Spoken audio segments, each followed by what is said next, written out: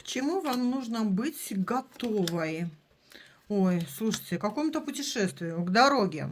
Дороге дальней.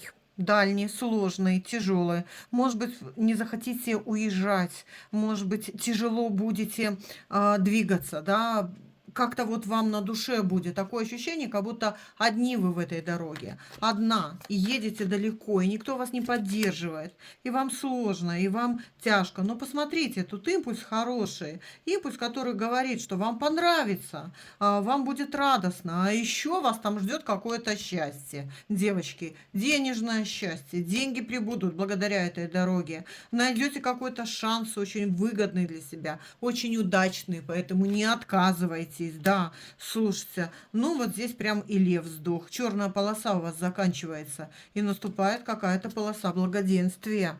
Так что едьте с легким сердцем и радуйтесь этой дороге.